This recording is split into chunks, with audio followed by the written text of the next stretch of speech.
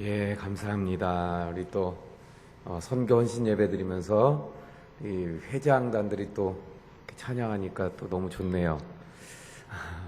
올 한 해 우리 교회 선교 하는 일들이 더 아주 충만하게 더 크게 큰 역사를 이루는 선교가 될 줄로 믿습니다. 선교, 교회 안에서 사실 이 선교는요, 제목 그대로 교회의 선교적 본질, 교회는 이 선교가 본질이라는 거예요.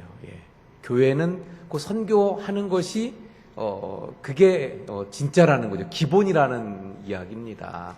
왜 그렇습니까? 선교를 통해서 교회가 세워졌고 또 교회를 세우는 목적이 어디에 있어요?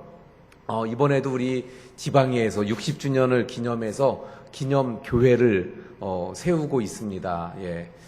많은 교회들이 이렇게 헌신을 해서 우리 교회도 일익을 담당해서 그래서 지금 교회가 예쁘게 이제 건축되어지고 있는데 곧 있으면 아마 그래서 그 입당 예배 광고가 뭐 나가고 그럴 텐데 예배당이 작아서 광고해도 지방에 있는 교인들이 다 들어갈 수는 없을 것 같아서 그런데 어쨌든 거기에 교회를 우리가 세우는데 왜 세우는 거겠어요? 60주년 기념교회를 60주년 됐으니까 뭐 할 거 없는데 교회나 하나 이렇게 세우자 그래서 하나요?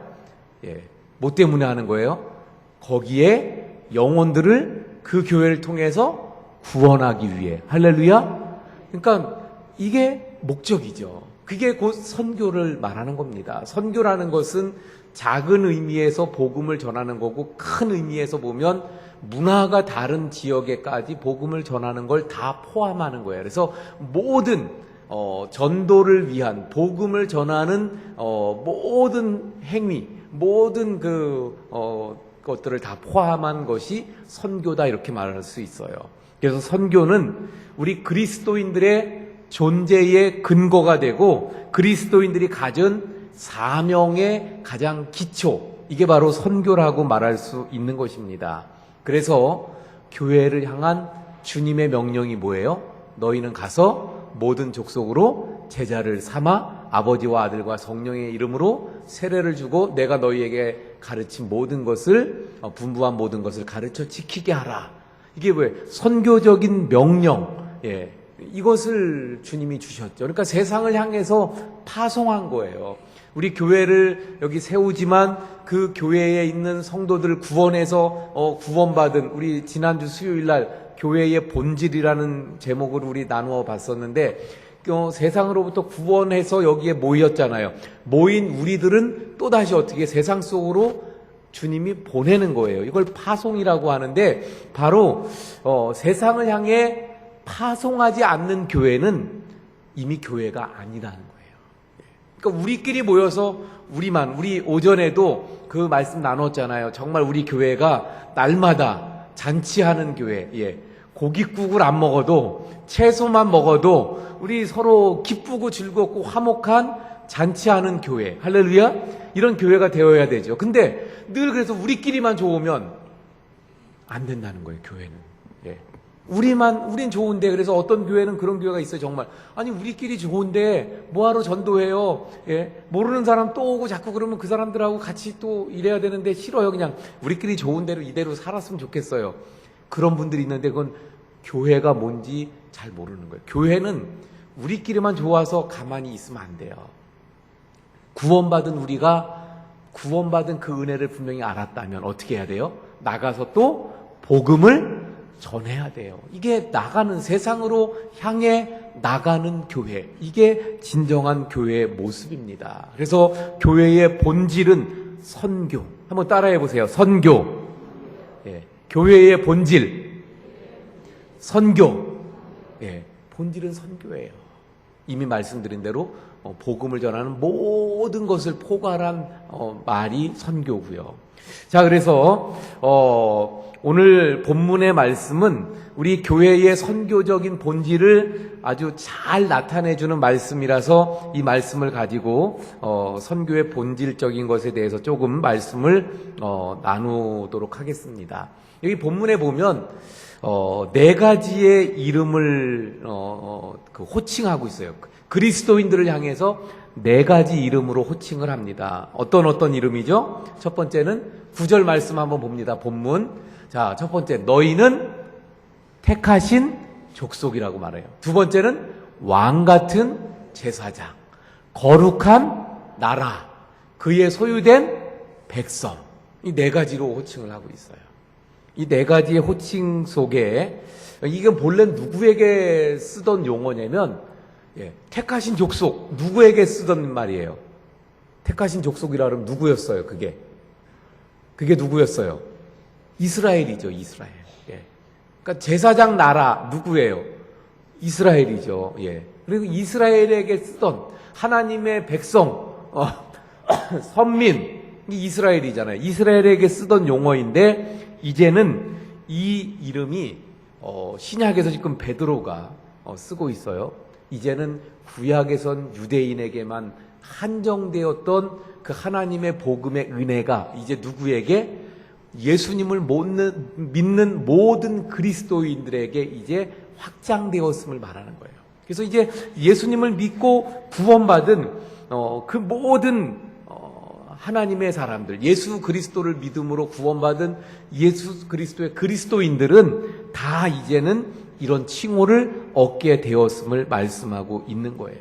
다시 말하면 영적인 이스라엘로서, 신천지가 그러잖아요. 자기네가 영적인 이스라엘이라 그래요.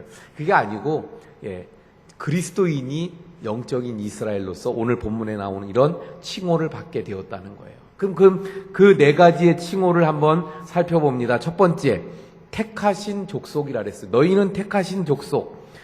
이 택하신 족속이라는 의미는 무슨 말인가 하면 하나님의 찬양을 위해 선택받은 족속이라는 거예요. 하나님의 찬양을, 우리 아침에도 하나님을 경외해야 된다고 말씀드렸잖아요. 하나님을 경외한다. 그래서 우리 인간을 지으신 하나님의 목적이 바로 찬양을 받기 위해서라는 것도 말씀을 드렸는데, 바로 하나님의 찬양을 위해서 선택받은, 그래서 우리가 찬양을 위해서 선택받은 사람들이라는 거예요. 다시 말하면 이게 무슨 말이냐면, 물론 우리가 예배를 드림으로 하나님이 찬양을 받으시죠. 근데 하나님이 가장 기뻐하시는 일이 뭐예요? 가장 기뻐하시는 일. 누가복음 15장에 보면 그런 말씀을 하시잖아요. 의인 99을 인하여 얻는 기쁨보다 한 영혼이 돌아올 때 기뻐하시는, 하나님 아버지께서 기뻐하시는 그 기쁨이 어때요? 더 크다고 말씀하고 있어요. 그러니까 하나님이 가장 기뻐하시는 일은 뭐라고요? 죄인이 회개하고 하나님께로 돌아오는 것. 그러니까 그 일을 위해서 선택받은 사람이라는 거예요. 우리가 한 영혼을 주님께로 인도할 때 하나님이 기뻐하시는 것, 그게 찬양이죠. 그 찬양을 위해 선택받은 백성이라는 거예요. 그러므로 교회는 세상을 향해서 복음을 전해서 그들로 하여금 하나님을 찬양하게 하고 그들로 하여금 하나님을 믿게 해서 하나님께 찬양을 드리고 하나님께 영광을 돌리는 그런 존재, 이게 바로 교회라는 거예요. 할렐루야. 그러므로 우리가 해야 될 일, 우리는 찬양을 위해서 먼저 선택받았어요. 그러니까 우리 자신을 통해서도 찬양을 올려야 되지만 또 다른 영혼들이 하나님을 찬양할 수 있도록 그렇게 복음을 전하는 역할을 우리가 해야 됨을 말씀합니다. 두 번째도 역시 마찬가지예요. 왕 같은 제사장이라 그랬습니다. 제사장. 구약에서 제사장의 직무는 어떤 일을 하는 거죠? 제사장은 제사를 주관하잖아요. 관장하죠. 제사는 그럼 또 뭐예요? 하나님 앞에 올려드리는 거잖아요. 그런데 제사장의 물론 직무가 이 제사지만, 그러나 사실은 그 뒤에 숨은 직무가 더 중요해요. 겉으로 드러나는 제사 의식보다는 그 모든 백성들의 생활을 지도하고 그들에게 하나님의 말씀을 전달하는 것이 바로 제사장이 해야 될 역할이었습니다. 그래서 제사장은 언제나 말씀드리지만 이 이스라엘 백성들과 하나님 사이의 중간에 선 중간자가 제사장이에요. 그래서 이스라엘 백성의 죄를 하나님 앞에 대신 제사를 통해 씻음 받도록 고하고 하나님의 말씀을 또 뜻을 백성들에게 전하고 이 역할을 하는 거죠. 그런데 바로 우리가 이제는 뭐라고요? 바로 그런 제사장이라는 거예요. 그래서 세상을 향해서 하나님의 말씀을 전해주고 세상을 대신해서 하나님 앞에 어떻게 해요? 기도하는. 그래서 우리 우산동을 위해서 원주 지역의 영혼을 위해서 우리가 기도해야 될 줄로 믿습니다.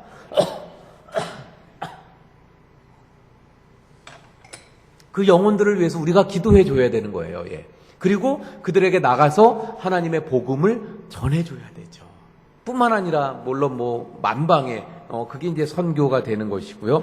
그런데 여기서 왕 같은 제사장이요 그랬는데 그 왕 같은이라는 것은 바로 하나님의 왕적인 영광에 참여하게 되는 것을 말씀하는 거예요. 그러니까 제사장인데 하나님의 영광에 참여하게 될 그런 제사장이다. 그래서 여기서 중요한 건 하여튼 제사장적인 그런 역할입니다. 자, 세 번째로는 거룩한 나라라 그랬어요. 거룩한 나라. 근데 이 말씀은 사실은 두 가지의 단어가 합성되어 있는 거예요. 나라하고 거룩한. 근데 나라라는 것은 이 이스라엘 나라를 말하는 것이 아니고 나라는 이방인이에요. 그래서 우리 흔히 열방 그러잖아요. 열방. 그게 이방의 모든 나라들을 일컫는 거죠. 그래서 나라라는 것이 바로 그런 의미예요. 세상의 나라들, 세상의 사람들. 그리고 거룩하다는 것은 거룩한 사람들이 누구예요? 유대인을 말했었잖아요. 그렇죠? 그러니까 이제는 그게 그리스도인에게 왔다 그랬죠. 그래서 거룩하다는 것은 이제 구원받은 하나님의 백성들을 말하는 거예요. 그러니까 거룩한 나라요.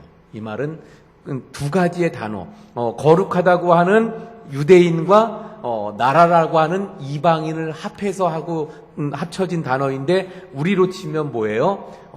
바로 이제는 저 이방 세상의 사람들 그들을 구원해야 될 그런 공동체인 것을 말합니다. 그래서 이제는 저 불결한 세상 나라 사람들이 이방인들이 예수님을 통해서 거룩한 백성으로 되어지는 이 일을 이루어야 될 그 책임 그것이 우리에게 주어진 존재라는 것을 말씀하는 거예요.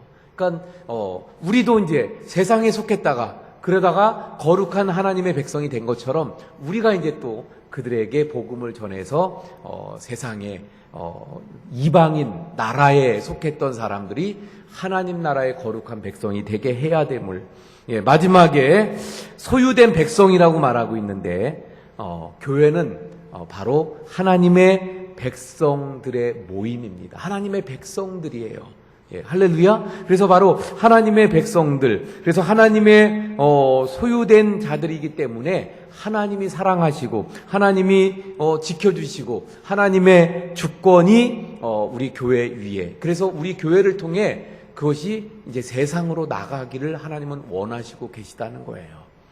조금씩 말씀이 좀 어려울 수 있었는데 다시 정리하면 결국은 뭐예요? 이 첫 번째, 두 번째, 세 번째, 네 번째 다 그 안에 가지고 있는 의미가 무엇입니까? 바로 구원받은 하나님의 백성들 자녀들은 어떻게 살아야 됨을 말씀하고 있는 거예요. 먼저 내 자체가 하나님의 자녀고 또 하나님을 찬양해야 되고 하나님을 거룩하게 그 영광이 드러나게 해야 되고 이런 일을 내가 해야 되죠. 뿐만 아니라 뭘 해야 돼요? 하나님을 알지 못하는 영혼들에게 어떻게 해야 됩니까? 복음을 전해야 되는 것을 알게 되어집니다. 그러면 복음을 전할 때 우리가 할 수 있는 것은 무엇입니까? 첫 번째는 내가 전해서 데리고 올 수 있는 사람들은 어떻게 해야 돼요?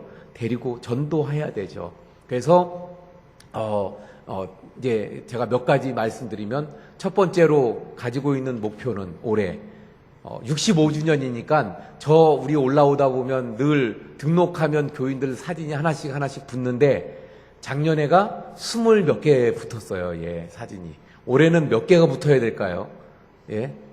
65개요? 제가 전에 말씀드려서 이미 그렇게 말씀하시는데 65개. 65개가 붙었으면 좋겠어요. 할렐루야? 그렇게 되면 또 어떤 분들은 그래요. 우리 교인들 많은데 난 안 해도 되겠구나. 그럴까봐 또 다른 의미에서는 어떻게 하면 좋겠느냐? 여기 앞에도 써놨잖아요. 1인 1명 전도. 1인 1명 전도. 이걸 목표로 했으면 좋겠어요. 또 다른 걸로 말씀을 드리면 어제 임직교육을 받으신 분들이 계셔요. 우리가 이 65명을 채우려면 1차적으로 임직교육을 받으신 우리 임직 후보자들이 한 분씩은 꼭 데리고 오면, 그러면 65명 채우는데 쉬울까요? 어려울까요? 그러면 쉬워요? 쉽대요. 그렇게 되면. 그러니까 그래도 쉽지만은 않을 거예요. 왜냐하면 임직 우리 후보자가 몇 분이에요? 한 25분 정도 돼요. 그럼 한 명씩 데리고 오면 25명. 그럼 65에서 25명 빼면 몇 명 남아요? 40명. 40명을 또 나머지 분들이 채워야 돼요. 작년에 전체가 채운 게 몇 명이라고요? 20 몇 명인데 40명을 채우려면 쉽진 않죠. 그러니까 1인 1명 전도, 이걸 목표로 하면 65명까지 채워질 수 있겠죠. 그래서 내가 할 수 있는 지역 안에서는 내가 복음을 전하는 거예요. 자, 그리고 또 뭐가 있습니까? 내가 하지 못하는 곳에는 어떻게 해야 돼요? 그곳에서 복음을 전하는 분들이 있어요. 내가 군대 안에 들어갈 수 없는데 군대에서 복음을 전하는 분들이 있어요, 없어요? 있어요. 그러면 그분들이 그 부대 안에서 복음을 잘 전할 수 있도록 우리가 도우면 어떻게 되는 거예요? 그게 선교하는 것이고 복음에 동참하는 것이 되는 거죠. 내가 아프리카는 못 갑니다. 하지만 아프리카에서 복음을 전하는 분들에게 도움을 주면, 그래서 우리 교회에서는 아프리카에 누가 있죠? 잠비아 우리 선교사님 돕고 있어요. 박성식 선교사님. 이 잠비아가 어디에 있어요? 아프리카입니다. 아프리카예요. 그래서 그분을 돕는 것이, 그리고 기도해 주는 것이 곧 선교 복음을 전하는 거예요. 또 그 밖에 우리 중국도 있고요. 또 일본도 있고 미얀마. 또 그 밖에 우리 일반적인 또 이런 기관들도 있죠. 그런 기관을 통해서도 복음을 전하고 있는데, 이런데 내가 하지 못해도 돕는 게, 그래서 이제 결론적으로 말씀을 드리면 올 한 해도 우리 교회가 선교 지향적으로, 교회의 본질이니까 선교 지향적으로 가야 돼요. 그렇지 않으면 이거 교회의 모습이 아니에요. 하나님께서 원하시는 교회가 아닌 거예요.